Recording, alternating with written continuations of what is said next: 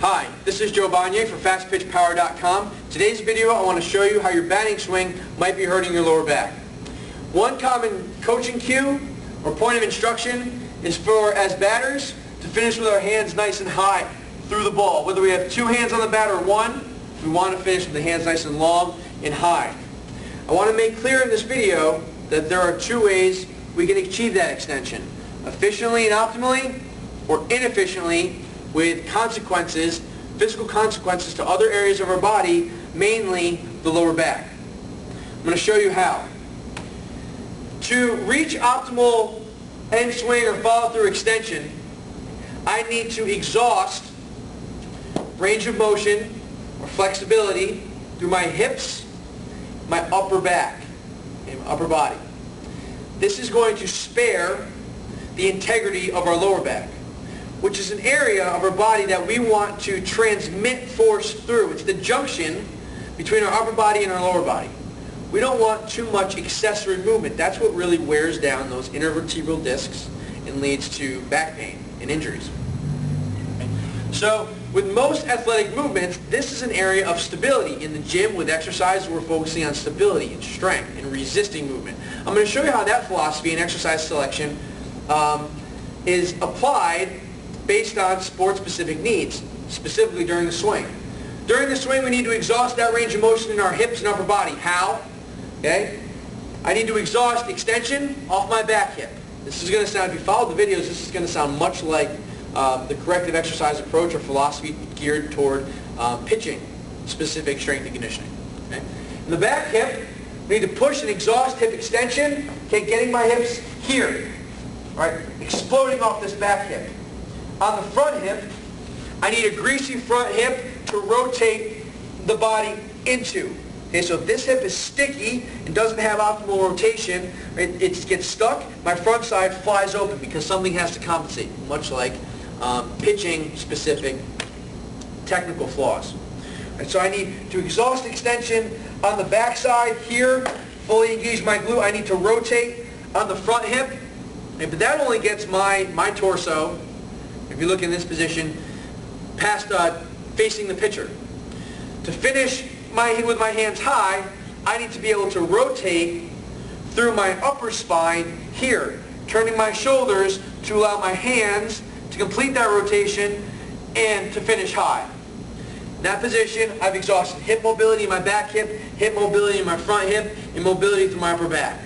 If either of those three segments is restricted, I have to compensate through my lower back, okay, leading to too much stress, too much responsibility of mobility being redistributed into my lower back instead of exhausting it and utilizing it in areas of the body that are designed to move. We have hips, which are ball and socket joints. They can move in all different directions. We have an upper spine, which is really designed to rotate pretty well. Our lower spine, those vertebrae in our lower back, are not designed to rotate structurally. I'm talking about the anatomy, the architecture of those segments are not designed to rotate all that much. When they're, or extend, bend backwards, they're not designed to bend too much backwards. So when we restrict areas of the body that are supposed to move, we then have, when we give our athletes an external focus, a task, which is good coaching. Okay? It's going to get our athletes' hands high, but it's not going to ensure that they get there through the optimally through the right segments of the body. Okay? Hope this all makes sense. So, if the hips are blocked and I can't extend off my back hip, and I can't rotate on the front hip, okay, I'm here, I have to lean back to get that extension through my lower back. If I can't rotate, try to demonstrate that more clearly. If I don't complete this extension, okay, through my hip and through my back hip, and I'm left here, right, my pelvis doesn't complete its rotation, right, causing me to complete the rotation of the system, okay, through an extension of the system through my upper body, through my lower back. Okay? Again, it redistributes that responsibility to other segments. If I can't spin on the front hip here, if that gets blocked, that's blocked, again, I'm going to have to complete, the athlete knows it has to complete a certain amount of rotation of the system to achieve that task, to get their hands up. They have to exhaust all the rotation in their lower back to get their hands up. If I can extend, if I can spin, if I can't spin through my upper back and that gets stuck, again, I'm going to exhaust range of motion in the segment below or even in the shoulder. But we see more commonly the back will become irritated. So I'm going to ask the lower back to rotate to complete that extension. Now, mobility isn't just the answer. We need an extraordinary amount of strength and stability through the lower back. And specifically, I need to resist that extension, which is something we can challenge with exercise. Doing crunches and sit-ups, okay, is flexing forward. That's a different task, and that's a different action, or a different challenge than having to resist extension, which is the physical capacity that planks and other types of core stability exercises, stability meaning resisting movement, challenge.